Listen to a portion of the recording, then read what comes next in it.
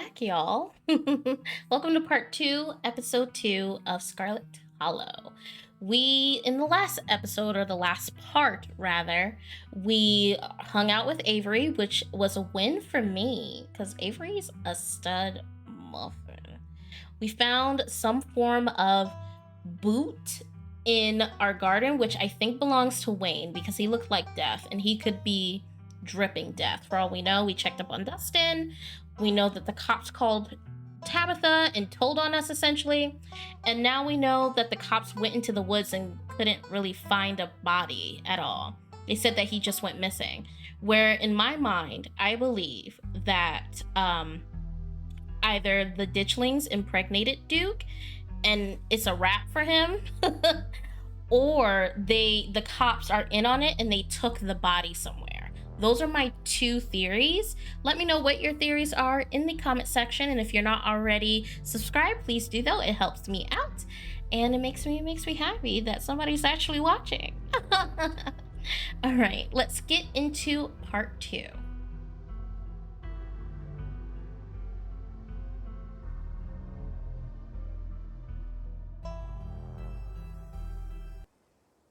And this is where we left off. You leave the diner ready to continue your day.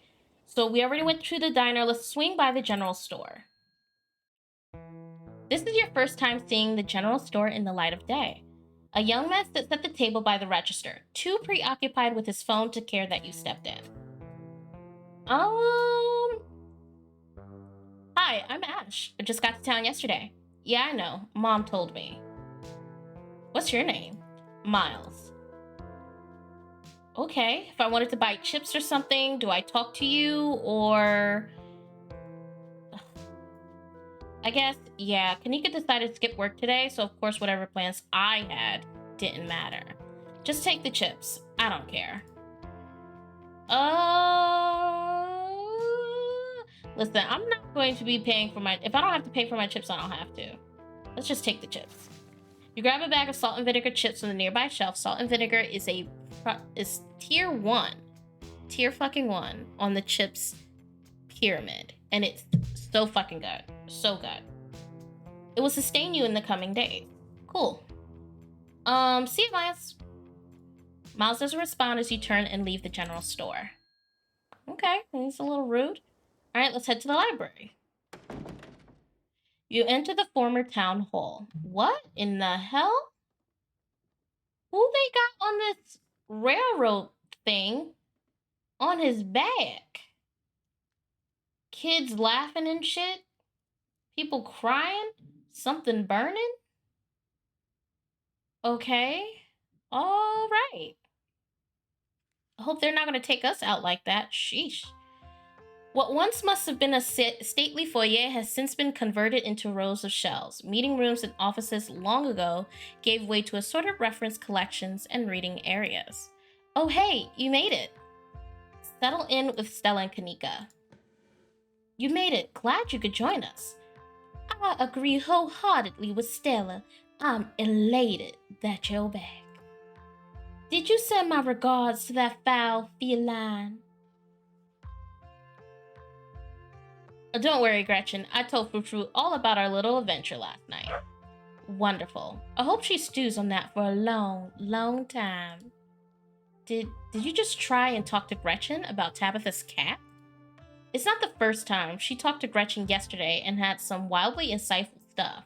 If I didn't know any better, I'd say she can actually talk to animals. One paranormal mystery at a time, please. Morning, Ash. You look tired. My goodness, Gretchen. Whatever happened to common decency? You can't go around telling someone they look unwell. You look marvelous, Ash. Yeah, the estate isn't the best place to get a good 8 hours. I never realized the houses could get so windy. And of all the dreadful creatures in every nook and corner, it is a wonder you even got awake. I can only imagine that place was already falling apart the last time I was there, and it's been years. I can't believe it hasn't been condemned. Not there's anyone here to do the condemning. Anyways, I guess we should get started. Oh, before I forget, we gotta talk about that photo you sent me this morning. I think I gotta cease. No, I don't. Kanika, check this out. I'll find it in Tabby's garden this morning, right in line of sight out of her room. What in the world is that liquid around it? It looks like pussy. Let's do talk downs. The opossum that lives in my address says that 2 people live in the estate. I thought he might have not realized Pearland died, but I wonder if this is who he was talking about. Tell Stella that I was the one that broke Mr. Jangles. Maybe then she'll finally understand the connection that you and I share. Kanika and Stella silently glanced at each other. Gretchen wanted me to let you know that she was the one who broke Mr. Jingles. Oh my god. You actually can talk to animals, can't you? What? Mr. Jingles was the name that I had for that little snake toy Gretchen had as a pup, which she broke. I kept saying, who broke Mr. Jingles? Like I didn't know it was her. If this is going to be a recurring bit, I might as well play along. Kanika, you are annoyingly adverse to, just annoyingly adverse to the supernatural, bruh. This is like pure proof that I'm actually talking to animals. Do you think it's Wayne? That creep who keeps coming around my mom's tea room? He snuck up on us last night and called out Ash by name. And those boots prints match up with mine and getup. I guess. I'm glad the 2 of you had me there to protect you. Whoa, apparently I missed a lot last night, huh? I wonder if there's any connection between that guy and what happened in the woods last night. Like what? I mean, I don't have anything specific, but we do have that whole prophecy of impending doom angle to explore, and this photo is weird. I can't stop thinking about those splatters on the ground. If she's sick, maybe it's from the creatures you've encountered. Hey there, strangers. And literal stranger. Oh, okay, library daddy. Oh, hey, I'm Ash, Tabitha's cousin. I'm in town for the funeral. Oh, I should have known you were Scarlet. You look so much like Vivian. Not that I know her very well. I was still a little kid when she left. But that Scarlet resemblance is, strong. I'm Oscar Guiterres, chief librarian and only librarian. Oscar's amazing. He practically built this library from scratch. Yeah, I'm a little jealous of what the kids around here get to grow up with. They don't know a good thing they have, how good they have it. Back when I was in elementary school, all the library had was a couple shelves of boring books donated by old people. Y'all are too kind. But speaking of kids, have either of you seen Rosalina around town? I don't want to be the helicopter dad, but she hasn't been answering my texts, and I wanted to make sure she isn't getting into trouble out there. All right, so library daddy is an actual daddy, and crotch goblins, I don't know, man. You know the crowd she hangs around with. They're good kids at heart. I'm sure they're just up at the old Maxwell place doing teen stuff. I went up there plenty of times in my day, but I'll be sure to keep my eyes peeled. What's the old Maxwell place? It's a great old abandoned spot. We used to hang out there when we were teens. I can't believe I used to be so reckless. The floors were like Swiss cheese. I should really have a talk with Rosalina when she gets home. I'm sure she's fine. I don't want to raise his suspicions right now or his anxiety up for her, so I'm gonna say I'm sure she's fine. You might not want to let her run off like that anymore, though. It's not as safe as it usually is around here. Is that so? Kanika's right. There's some weird stuff going out in the woods. That's actually why we came in today. Have you heard of the creatures called ditchlings? They're a type of cryptid that shows up around a place on the brink of disaster. They kind of look like Pillsbury Doughboy was a creepypasta. Kanika's mom told us about them last night after seeing some footage we got in the woods. Ditchlings? Doesn't ring a bell. Dang, worth a shot. Okay, if you were, say, trying to predict a horrible disaster that might befall our town, where would you start looking? Well, they say history repeats itself, so I'd probably try and figure out what sort of disasters this region typically fall prey to. Should I be worried about something? I don't know yet. I'll be right back. I'm gonna nab some more books. Behave while I'm gone, Gretchen. Oh, you don't have to worry about her, Stella. You're such a good dog, aren't you, Gretchen? Here, have a biscuit, old gal. Well, ain't you the sweetest thing on 2 legs? Gretchen! I'm pretty sure Stella's barking up the wrong tree, Oscar. I don't think you have to worry about any horrible calamity befalling the town. We just saw... Okay. But she's right about the weird stuff. There's definitely something unusual going on out in those woods.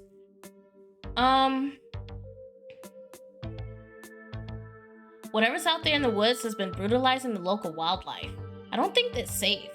I'm gonna try calling Rosalina again. I'm sure she's fine, really. Rosalina's a smart kid. She knows better than to go around petting into trouble, and we'll make sure to keep our eyes peeled. Thanks, Kanika. And Ash, if you see a 13-year-old girl with black braid and glasses, would you let her know her dad is worried about her? Oscar anxiously wandered off, phone in hand.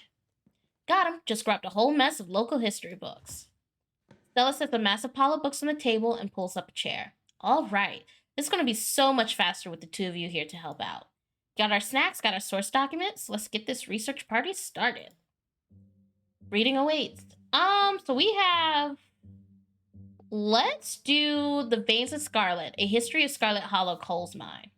Forced into retirement at age 50 due to a war injury from his time in the Indian Wars, exacerbated by his short stint serving as a captain of the Confederacy.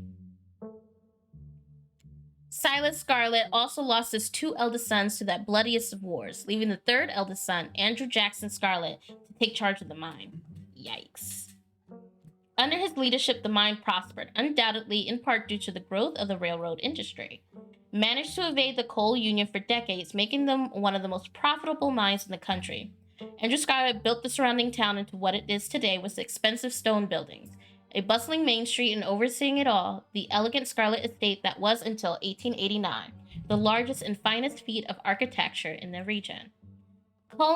Culminating the tragic collapse of 1918, it was found that Charles Shaw, the coal manager of the mine, had loosened security measures to increase production during World War I, resulting in fatal collapse and the deaths of over 160 men and boys, some as young as 10. The casualties included Andrew Jackson Scarlet's eldest son, Theodore, who had taken over for his aging father during the bustle of the World War. His brother, Enoch V, Scarlet, managed to pull the mine from the brink of ruin, thereby saving the town. So this is how your family made its fortune. Yikes. Let's do Silas Scarlet, because I want to know more about, like, the family that I'm in right now. I don't necessarily care about, like, the folk tales and shit like that, but we'll read it just for content. Silas Everett Scarlet was born to Colonel Everett J. Scarlet in 1818, one of 12 siblings. He grew up in eastern North Carolina during a tumultuous time in the state's history, and not much is known about his life before he joined the army in 1836. He quickly rose through the ranks, in part due to his father's connections, but also due to a particular ruthlessness, for which he received the nickname Bloody Silas Scarlet. Jesus Christ. The federal government now granted the now Captain Silas a tract of bounty land in exchange for his service in the Indian War, and he settled into the hills of North Carolina in 1841. That land would become Scarlet Hollow. But it started as a simple log cabin, built by Silas' own two hands, occupied by his family of 10, Silas, his wife, Mary Joseph Scarlet, and their 8 children. Is that who Mary Bell Scarlet is? Mary Bell? Interesting. Logging business brought many workers and fellow landowners to the hills, but it wasn't until Silas discovered rich seams of coal running underneath the entire region that Scarlet Hollow was really put on the map. He saved what he could and bought the surrounding hillside at a great discount, cleverly hiding what he knew about the land's true value. Thus, he had all the resources to found Scarlet Hollow's now famous coal mine. You're finished with this one. Okay, bet. Now, we can do Appalachian folk monsters, but this is a lot of reading here, friends. I'm not going to hold you. But I think the others two were very important. So just pause to read if you're interested in the Wampus cats and things like that. So we're just gonna click through. Pause to read.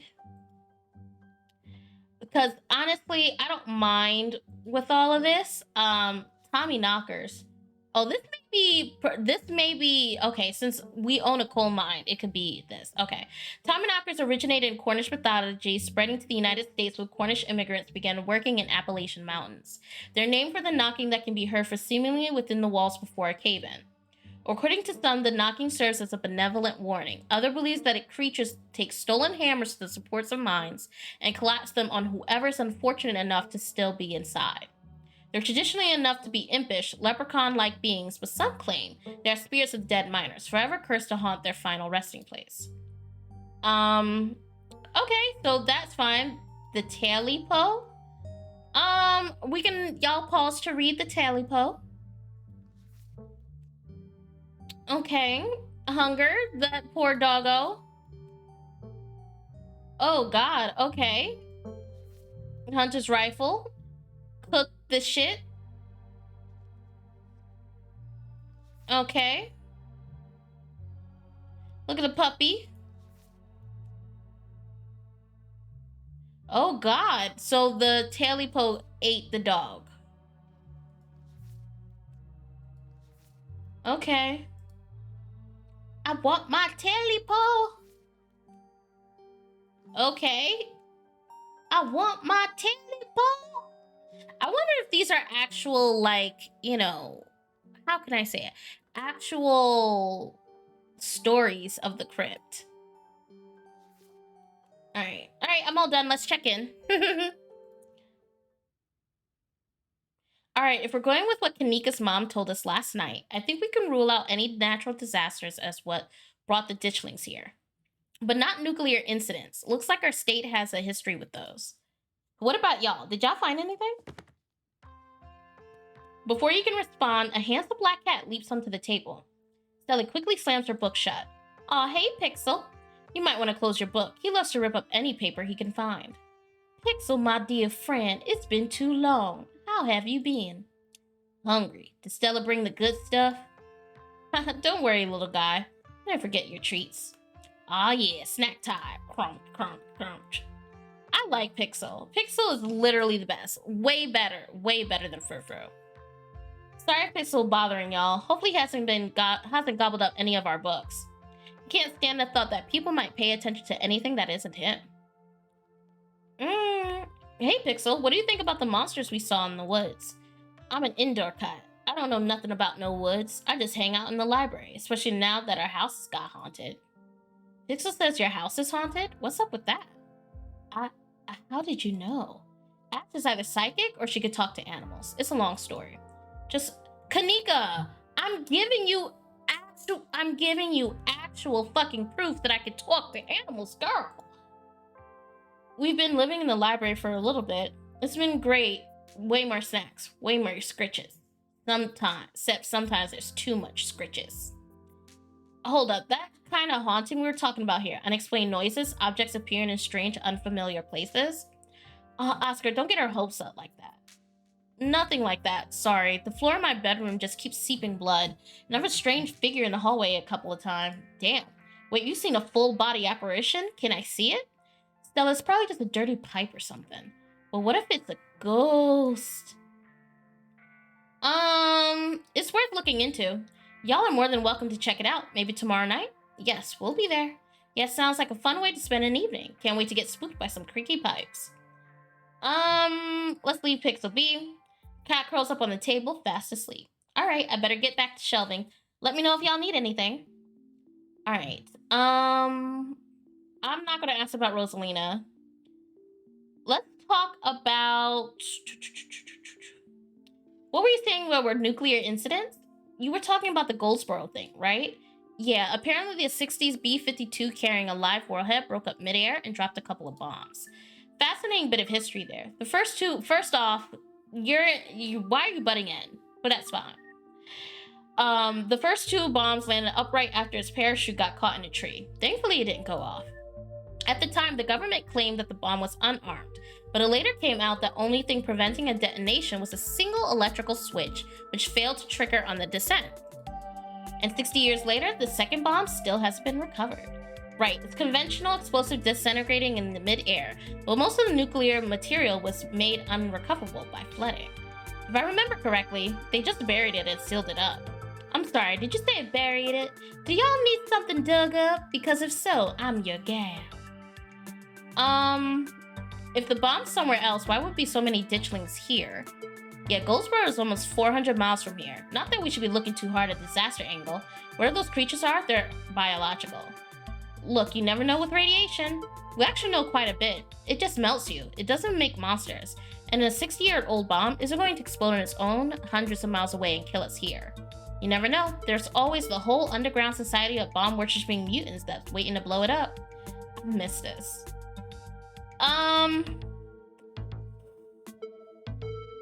Why don't we do the veins of Scarlet? Because I don't want to talk about the Appalachian folk monsters. The ditchlings aren't Tommy knockers. Kanika visibly shudders. I get cold sweats just thinking about the place like that. I feel for the guys who work up there. I could never. Speaking for yourself, I love a good crevice.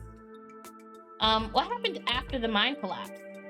There was a union for a little bit, but it didn't last. There was not a whole lot written about the past century here. Yeah, the Scarlet Hollow mine isn't exactly the most ethically run business. No offense or anything, I'm sure Tabby runs the mines better than Charles Shaw did. Still hasn't let the union in, though. There's a reason she and I don't talk. Alright, Kanika.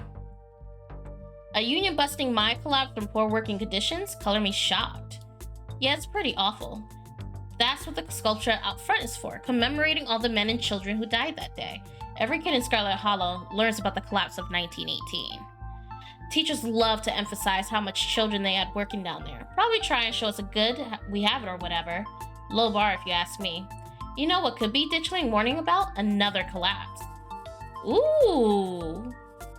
That's... Kanika, you're annoying me. Kanika, you're annoying. Y'all don't actually think the mine's about to collapse, right? Nah, I don't think so. Phew, had me worried there for a second. I hate to give Tabitha any credit, but the mine is safer now that it was back then. Still, what a horrible thought. You never know. Well, Charles Shaw basically ruined the collapse. So I agree with Stella. Maybe the ditchlings are warning us about another collapse. We don't really put too much stock into that. Yo, you see this? All right, let's talk about Silas Scarlet. I don't think...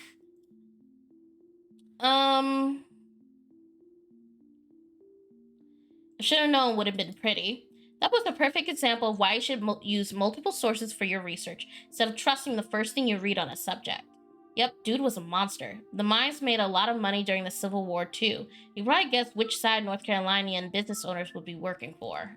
Yo, sorry you're related to him.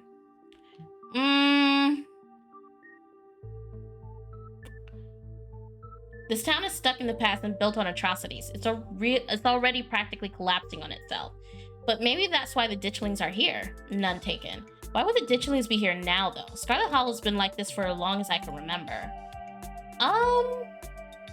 We should check out the mines. Between Wayne, the old collapse, and the fact that the whole town's practically been built around them, it seems like the smartest place to start.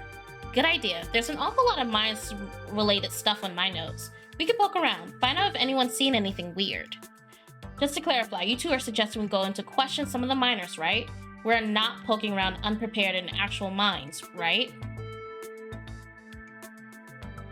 Right? Yeah, totally, 100%. I would never. We don't even have a good reason to go down there. Good, let's keep it that way. You know how I feel about mines. I promise, Sneaks, we're just going to question some of the miners. And if that questioning's given us a good reason to poke around, say a cool abandoned coal mine, then I guess we'll cross that bridge when we come to it. You can cross that bridge when it comes to it. I'm not going underground. I'm just messing with you. We'll stick to the surface. Yeah, and hopefully we can find out what happened to Wayne while we're at it. Maybe Tabitha can help us. No, I think she'd be super jazzed of any of us snooping around the mines. I can't imagine what she'd do if we actually bothered her while she's trying to run the place. She does get a little grumpy while she is at work. She gets grumpier at work. I'm pretty sure snark is that girl's baseline level of existence. Chatting over dinner might be a way better way to get to know her. If you're okay eating box mac and cheese. We can sneak around the mines, no problem. I'll make sure to keep my eyes peeled for her. She won't even know we were there. Look at us going out on a caper together. I miss this. I missed it too. I'm sure it's not under the best circumstances, but I've been so wrapped up in running the store, I didn't realize how much I missed being able to hang out with you. Though, there is something missing. Reese.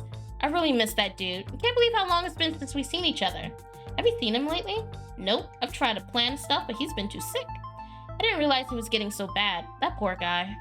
You know, we could just pop over and surprise him.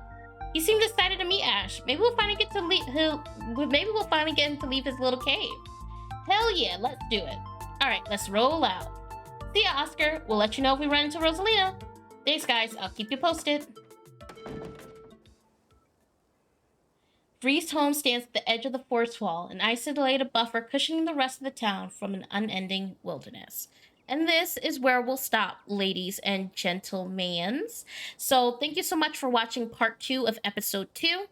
Like, comment, subscribe, because I appreciate every last one of you. We're on the road to 1,000 subscribers. So make sure you hit that sub button, and you know, it makes you Gata very, very happy. If you're not already following my Twitch, please do so. It's somewhere on here. If you're not following my Twitter, what are you doing? I shitpost each and every day, and I am Anonymous Stan. It is now an Anonymous Stan account, so tread carefully. Don't go through my likes. But I'll see y'all tomorrow with part 3 of episode 2.